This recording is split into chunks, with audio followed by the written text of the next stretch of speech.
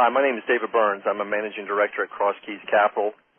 We're a middle market investment bank based in Fort Lauderdale, Florida. And what I want to spend some time with, as you can see on the slide, is what we call transaction timing. And by that, transaction timing refers to the best time that a owner of a business or a company can choose to sell.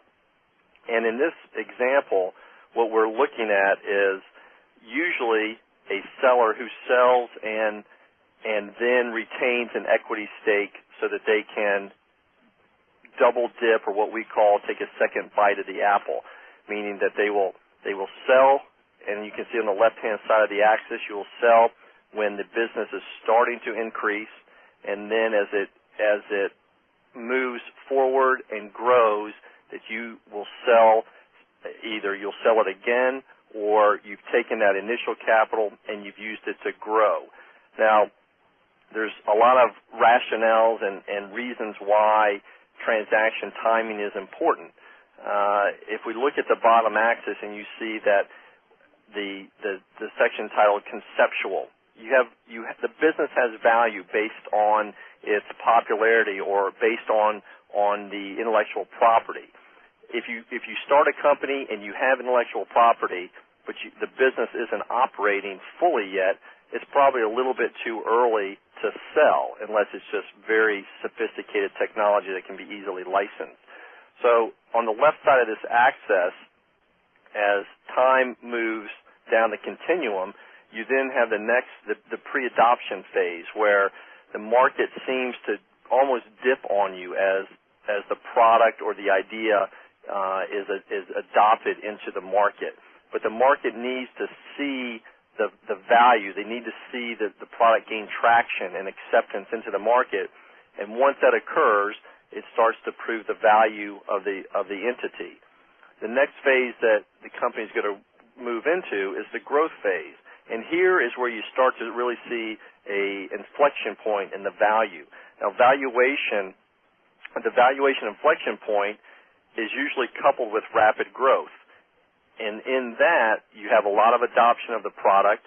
The value of the product is perceived in the market as good, and therefore revenue starts to increase. And as time goes on, revenue continues to build and grow. Now, the right time in this continuum up to this point, the right time to take in your partner, whether it's a financial partner or a strategic partner of some sort, is right as you hit that inflection point, because you're going to get the highest valuation at that point in time, because you're going to the investor, whether it's again strategic or financial, is going to see, look, this company's product is very well accepted into the market. The adoption rates are very high. Revenue continues to grow even at a growing point. So you haven't reached that negative inflection where revenue may be increasing but at a decreasing rate.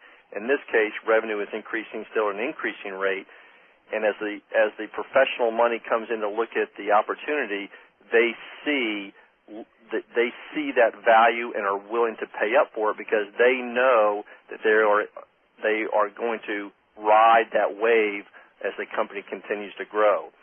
Now, on this graph, the next point is that kind of make it or break it line, where we note that you've got to determine if the financing results in an increase in value that offsets the dilution that you, the owner of the business, are giving up to the professional investor.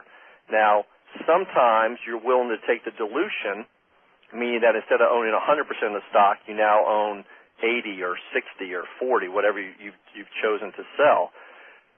But some people are not going to worry about the dilution. What they're going to look at is to say, look, I'm happy with the overall valuation. It lets me get some money off the table out of the company. I can protect my family's future, the financial future, and therefore I'm willing to take in money at this point in time.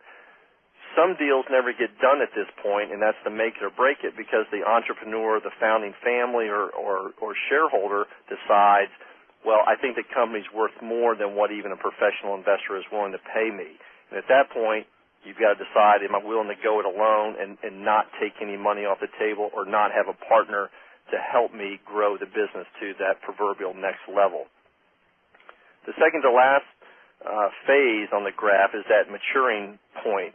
Here, the highest valuation comes if that company can start to have at least some sector dominance, and the sector that the company is in, it also becomes a dominant financial sector or operations sector. And you see that kind of come in waves of different business cycles and opportunities, and hopefully a business that is in one of those very high-valued sectors or dominating business sectors, that's when they're starting to reach the absolute peak of their value as a company, and it's probably the right time to exit the business is somewhere between that make it or break it phase and that absolute matured phase of the company's life cycle. Those companies that kind of wait and they hit that inflection point to where now either revenue is starting to decline or earnings have started to decline because there's some type of outside pressure on the business. Maybe the technology is old, or maybe there's new competitors, or maybe something has been moved offshore and it's tough to compete on a domestic basis and say a manufactured product. At that stage, and in the last stage of this graph, the value of the entities declines as a sector, that being the business, the sector that the business is operating on, becomes somewhat commoditized. There's a lot of competitors have made it into the market. You see global pressure, meaning that you may have a competitor in Europe or a competitor in China or a competitor in Latin America, whereas 4 or 5 years previous to that point, you may only had 1 or 2 competitors here and there. But as the product becomes more mature and more commoditized, you have a lot more players enter the business, and now your company is not worth as much as it was during the make it or break it phase, the maturing phase, because your margins have started to decline, and now people look at it as kind of a dying business. So people that come into companies and they have a thought that they eventually would like to sell need to have this graph that we're working off of here as kind of an overlay in their mind to kind of think about, all right, if I am going to exit the business at some point, I need to be cognizant of what the correct timing is and what are some of those little factors I need to look at and be aware of that would trigger something in my mind that says, okay, we've reached that really solid point where it's time to potentially exit the business. So again, thanks for your time. Any questions, please do not hesitate to call me. You can email me. You can go on our website, crosskiescapital.com, and get our contact information.